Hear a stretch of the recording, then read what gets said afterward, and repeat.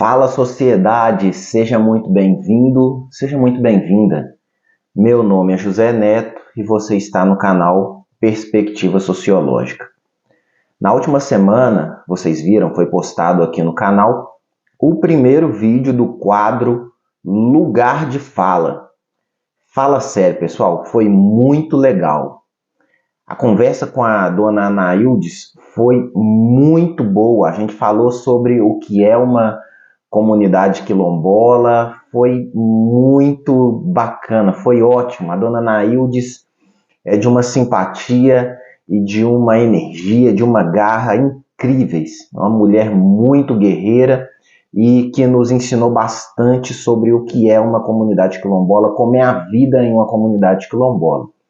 Então eu quero aproveitar o conteúdo desse importante vídeo e eu quero fazer aqui alguns comentários sobre uma parte em específico da entrevista, que, a meu ver, é muito importante e que possui um valor imensurável. Isso porque, na minha análise, na minha opinião, ela não trouxe para a gente só uma resposta ou uma opinião, mas ela trouxe um relato vivo daquilo que é a nossa história. Olha só para deixar claro aqui, o meu objetivo não é de forma nenhuma complementar a dona Anaildes, até porque isso não é necessário, convenhamos. Para ser bem honesto, não tem necessidade disso, e ela fala com muito mais propriedade do que eu sobre o assunto, o que é uma comunidade quilombola, como é a vida, quais são os aspectos positivos e negativos de ser quilombola atualmente. A minha ideia aqui é muito mais trazer assim, uma reflexão sobre a entrevista, um olhar sociológico, problematizar alguns pontos, apresentar uma avaliação assim bem honesta, aquilo que é o meu olhar, a minha perspectiva sobre alguns aspectos muito bem apresentados pela dona Anaildes e que me fizeram refletir bastante, me fizeram pensar bastante nesses últimos dias. Mas antes, eu sei que você já sabe, não custa lembrar, mas você já sabe, eu sei. Aquele velho ritual de todo vídeo no YouTube. Se você é novo por aqui, você é muito bem-vindo, é muito bem-vinda. Se você ainda não está inscrito, clica aí para se inscrever, verifica aí se está inscrito, se as notificações estão ativadas. Ativa aí, dá essa força para o canal. É de graça. Eu tenho certeza que o conteúdo aqui vai ajudar você a lidar melhor com os desafios da nossa vida. Bom, feita essa parte inicial, essa abertura, vamos lá para o conteúdo do nosso vídeo. O ponto da entrevista da dona Anaildes que eu quero comentar é esse daqui. Eu vou deixar na sequência, assista aqui comigo. A gente realmente reconheceu que a gente é quilombola, que antes a gente tinha medo, né? Até mesmo porque os pais da gente mais velhos, eles tinham medo, que foi um problema para ter o certificado quilombola aqui, porque o povo tinha medo de dizer que era. Hoje não, todo mundo já fala que é quilombola, tem orgulho de dizer que é quilombola, tem orgulho de dizer que mora no quilombo. Olha só, chega mais perto aqui e vamos pensar juntos. Constrói esse raciocínio aqui junto comigo. A chegada do colonizador no Brasil remonta ao ano de 1500, certo? É isso que a gente aprende nos livros de história. Eu espero sinceramente que você já tenha superado a ideia de que o Brasil foi descoberto no ano de 1500. Você sabe que antes disso já existiam habitantes aqui, com sociedades muito bem organizadas, sociedades complexas, mas enfim, não vamos entrar nesse assunto agora não. Isso é tema para um outro vídeo. Vamos voltar aqui ao nosso raciocínio. A história remonta ao ano de 1500. Então, de 1500 para 2023, que é o ano que nós estamos hoje, são 523 anos. Agora vamos lá. Segundo os registros históricos, os primeiros escravos chegaram no Brasil ali por volta do ano 1538. Pois muito bem, a gente sabe que a abolição da escravidão aconteceu em 1888 com a assinatura da Lei Áurea. Ou seja, nós vivemos 350 anos de escravidão, de sociedade escravocrata. Ponto. Essa é a nossa história. Não tem para onde correr. É isso. Agora, outro cálculo rápido. De 1888 até 2023 são apenas 135 anos. Ou seja, o Brasil possui apenas 135 anos dentre os nossos 523 de existência em que a escravidão não existe mais. A escravidão não é algo comum. Pelo menos assim, oficialmente, né? Porque a gente vê aí, vira e mexe também, a situação de trabalhadores sendo encontrados em situação de escravidão. Nos dias atuais, isso ainda acontece, mas é outro tema importante, mas para a gente discutir em uma outra oportunidade, em um outro vídeo. Vamos voltar aqui, pessoal. Vocês têm noção das consequências disso que a gente acabou de relatar para a nossa vida? Veja bem, na nossa história, em 70% do tempo, nós vivemos como uma sociedade escravista, em que a escravidão era algo normal. Uma geração tem, em média, 30 anos. É a diferença de idade, mais ou menos, de pai para filho. Os estudos mudam, estudos demográficos, mas enfim, 30 anos aproximadamente. Ou seja, há 4 ou 5 gerações atrás, a nossa família vivia sob a regência da escravidão. Para você ter uma ideia, a avó da sua avó viveu no período escravocrata. Isso é muito pouco tempo. E é óbvio que esse fato possui consequências importantes na nossa vida hoje. E é justamente sobre isso que a dona Anailde está falando com tanta propriedade. Ela está relatando para a gente que os avós dela, os tios, enfim, as pessoas mais velhas na comunidade ainda viviam com medo de se assumir como moradores de um quilombo, como uma sociedade, uma comunidade quilombola, em virtude de toda a história que eles devem ter vivenciado e ouvido dos pais, dos avós, dos tios, dos parentes muito próximos. Todos os relatos de violência, todos os abusos que a gente sabe que existiram no período da escravidão. Então, vocês têm noção do que isso significa? Essa fala dela me impactou bastante. E eu pude ver, na realidade, ali na minha frente, o triste ecoar da nossa história escravista. O grande antropólogo Darcy Ribeiro, isso me lembrou uma passagem muito bonita, uma das análises mais sensíveis e que melhor revelam a formação do que hoje conhecemos como sociedade brasileira. O Darcy Ribeiro, ele disse o seguinte, abre aspas, eu vou abrir esse trecho aqui e vou fazer a leitura junto com vocês. Todos nós, brasileiros, somos carne daqueles pretos e índios supliciados. Todos nós brasileiros somos, por igual, a mão possessa que os supliciou. A doçura mais terna e a crueldade mais atroz aqui se conjugaram para fazer de nós a gente sentida e sofrida que somos, e a gente insensível e brutal que também somos.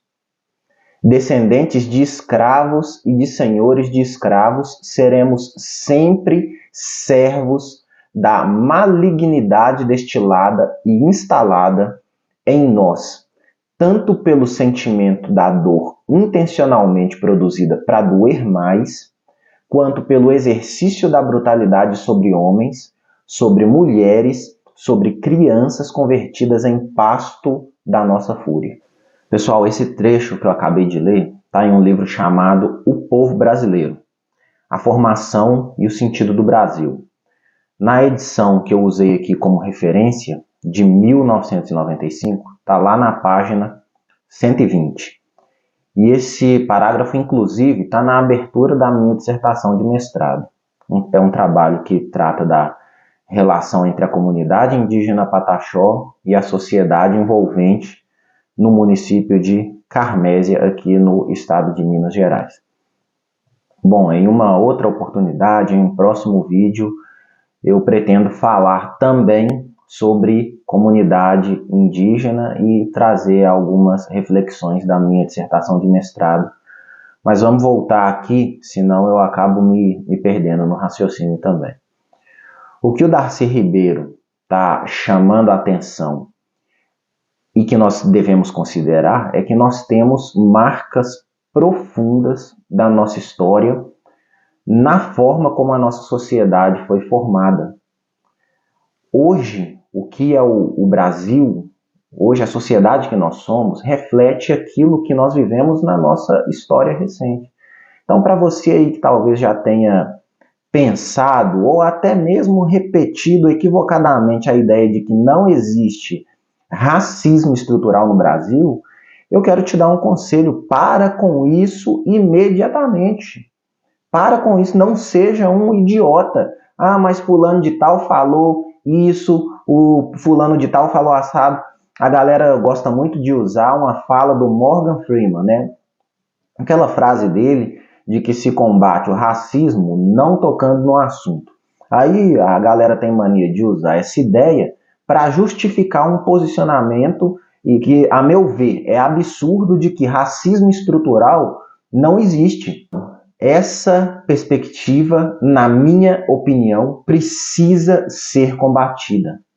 Nós temos sim que falar, nós temos sim que tocar nessa ferida.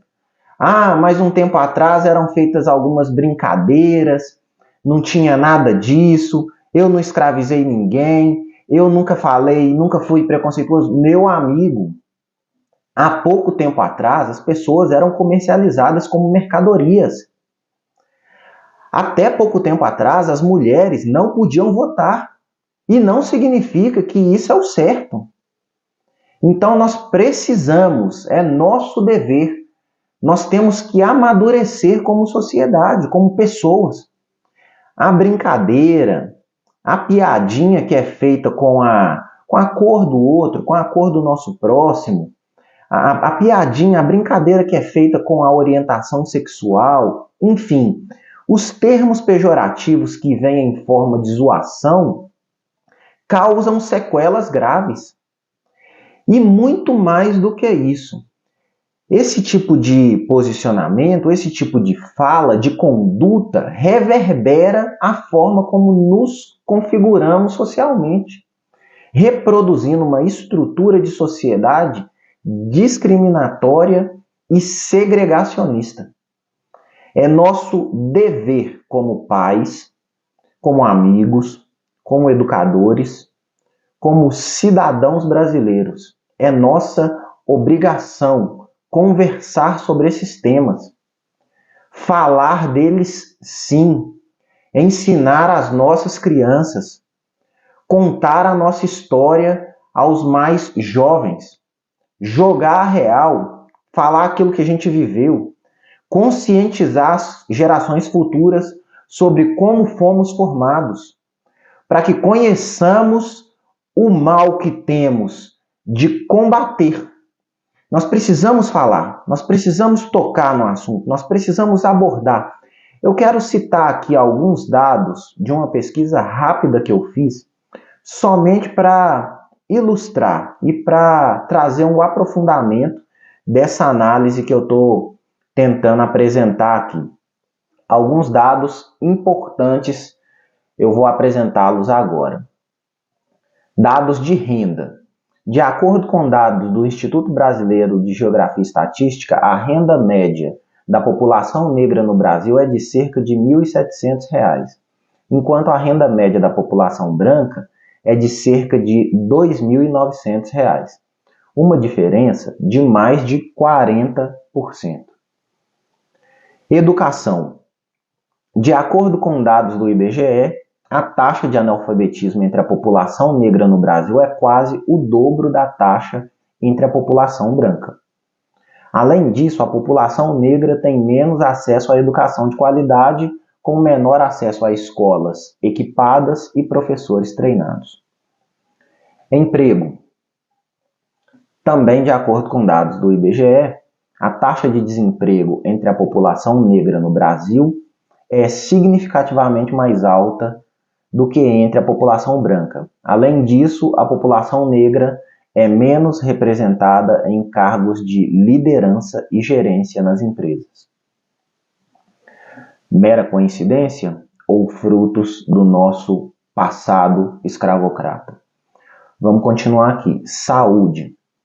De acordo com dados do Ministério da Saúde, a população negra no Brasil tem maiores taxas de mortalidade infantil, menor expectativa de vida e maiores taxas de doenças crônicas como hipertensão, diabetes e obesidade. Além disso, a população negra tem menos acesso a serviços de saúde com qualidade. Vamos para um tema fundamental, e esse dado, sempre que eu tenho acesso a ele, me surpreende, enfim, me deixa entristecido, é algo que mexe comigo. Segurança Pública. De acordo com dados do Atlas da Violência de 2021, dado recente, produzido pelo Instituto de Pesquisa Econômica Aplicada, o IPEA, e pelo Fórum Brasileiro de Segurança Pública, a taxa de homicídios entre a população negra no Brasil é quase 3 vezes maior do que entre a população branca.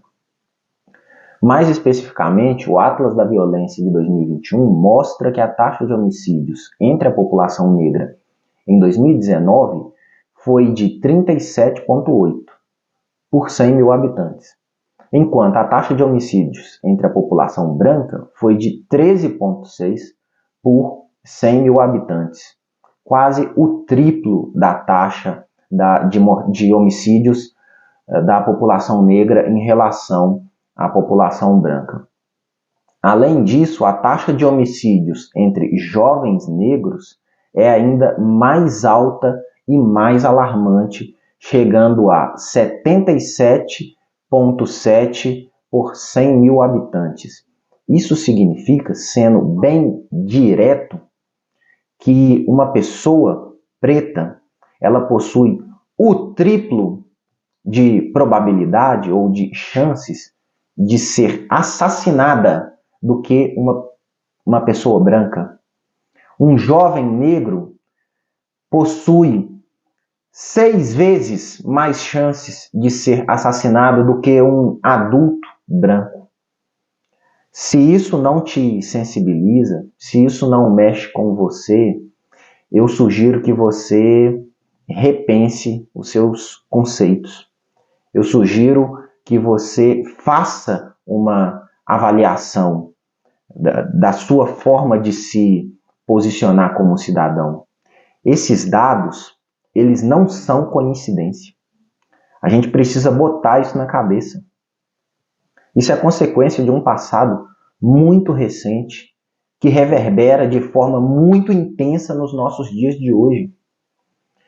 Inclusive, quando saírem os resultados do censo de 2022, eu quero trazer aqui, eu quero comentar esses dados e eu quero convidar, inclusive, um amigo negro para fazer um bate-papo, trocar uma ideia e a gente falar especificamente sobre dados da população preta no Brasil. Atualizar esses dados, verificar a situação atual. Nós precisamos falar. É nossa obrigação contribuir para que esse ciclo de desigualdades seja rompido. Bom, meus amigos, minhas amigas, se vocês ficaram até aqui, muito obrigado. Se você acha que esse vídeo trouxe alguma coisa de relevante, deixa aí o seu like, posta um comentário, escreve aí a sua opinião sobre esse importante assunto que nós tratamos aqui. E se você acha que vale a pena, eu peço a gentileza que compartilhe esse vídeo com alguém. Um abraço, até o próximo vídeo, falou!